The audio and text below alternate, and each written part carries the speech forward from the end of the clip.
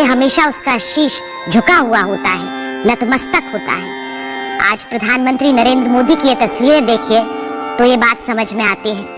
माँ हमेशा जब भी उनसे मिली तो किस तरह से प्यार दिया, दुलार दिया और बुलंदी छूने का आशीर्वाद दिया।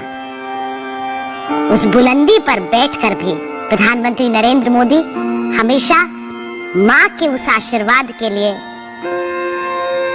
हमेशा उत्सुक रहे। हमेशा जब भी अहमदाबाद गए तो माँ का वही दुलार देखने को मिला। माँ का आशीर्वाद लेकर किस तरह पुनः अपने कार्यों में फिर से जुट गए। आज जब अहमदाबाद पहुंचे हैं तो माँ के उसी आशीर्वाद का ये फल है कि देश की बुलंदी पर वो पहुंचे और माँ के उसी आशीर्वाद को आज नमन करते हुए माँ को कांधा दे रहे हैं प्रधानमंत्री नरेंद्र मोदी। ये तस्वीरें, जैसा प्रियंका ने बताया कि अब हीराबेन के पार्थिव शरीर को अंतिम संस्कार की प्रक्रिया के लिए ले जाया जा रहा है। जो तस्वीरें आप इस वक्त देख रहे हैं, बेटी का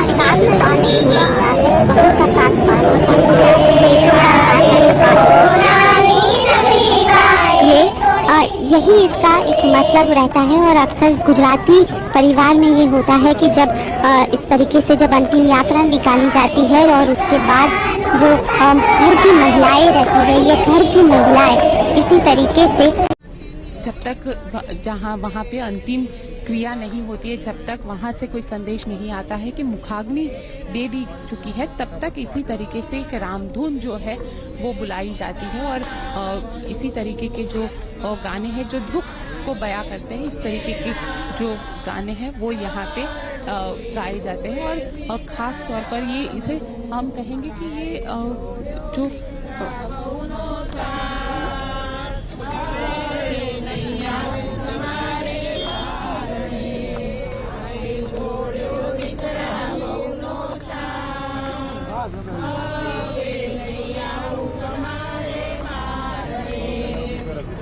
देखिए बेहद भावुक ये लम्हा रहता है, क्योंकि पंकज भाई की बेटी जो है उनका तो एक अलग ही रिश्ता, क्योंकि अक्सर हमने देखा है कि जब भी यहाँ पे कुछ भी होता था तो पंकज भाई की जो बेटी है वो हमेशा बा के साथ दिखाई देती थी। चाहे बा के साथ बैठ के बातें करना हो, वो अक्सर हमें यहाँ पे दिखाई देती थी। और आप देख सकते हैं आज उनकी आंखें बेहद नम है, बेहद आंखों से आंसू आ रहे हैं, क्योंकि एक अलग ही जो हम कहेंगे कि दादी और पोती का जो रिश्ता रहता है वो एक अलग ही रिश्ता है। आप देख सकते हैं किस तरीके से आंखों में आंसू है। ये पंकज भाई की जो सबसे छोटे भाई है पंकज मोदी, उनकी बेटी है और आंखों से में आंसू है। सारी जो आप देख सकते हैं ये प्रहलाद मोदी जो है उनकी बेटी है और हर किसी की आंखों में यहाँ पे आंसू है। और ये जो है अमृत मोदी की बेटी है, आप देखिए हाथ जोड़कर वंदन कर रही है, बा को ये वंदन है।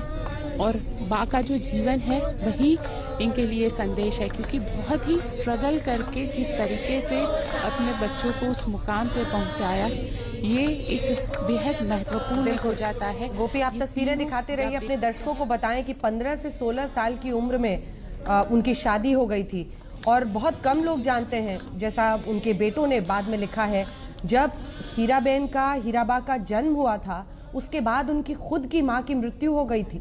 एक संघर्षपूर्ण जीवन रहा है उनका और पढ़ लिख नहीं पाई, लेकिन दुनियादारी इतनी समझी कि हर कदम पर उन्होंने अपने बच्चों के लिए ये सुनिश्चित किया कि उनकी जिंदगी हमेशा संपूर्ण रहे।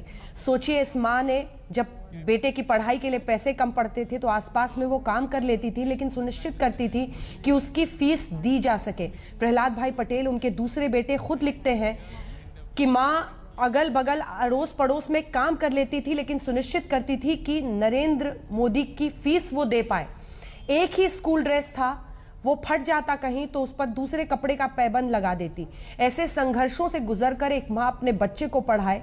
आज सोचिए कि उन बेटों पर क्या गुजर रही होगी जिन्होंने अपनी माँ को खोया है। हालांकि एक बहुत खूबसूरत जीवन जिसमें संघर्ष था जितना, तो खुशियां भी उतनी ही थी। आप जितनी भी तस्वीरें देखिए प्रधानमंत्री नरेंद्र मोदी के साथ, हीराबेन के चेहरे पर जो मुस्कुराहट दिखाई देती है जो एक खुशी दिखाई देती है, वो बताता है कि ये जीवन संपूर्ण रहा है। ये जीवन अनेक उतार चढ़ाव से गुजरा है। शुरुआती दिनों में अपने पति के साथ उन्हें बहुत संघर्ष करना पड़ा।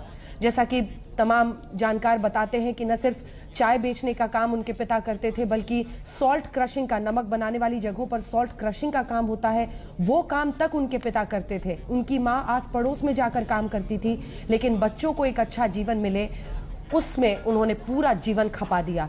दुनियादारी इस हद तक समझी कि साधु संत कोई आता था तो हीराबा के घर से बिना भोजन किए नहीं जाता था। लोग कहते हैं कि उनकी झोपड़ी में सफाई कर्मचारियों में ये जाना जाता था कि यहाँ पर काम करना अच्छा है क्योंकि यहाँ पर चाय जरूर मिलती है।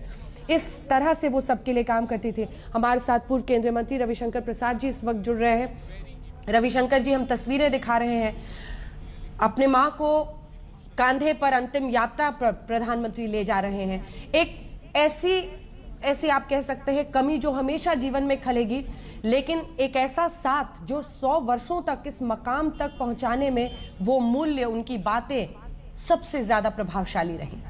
रविशंकर जी, मैं स्वयं भी आज तक पर आपके माध्यम से पूरा कार्यक्रम देख रहा हूं और मैं भी भावुक हूं। देखिए, एक बात समझिए, ये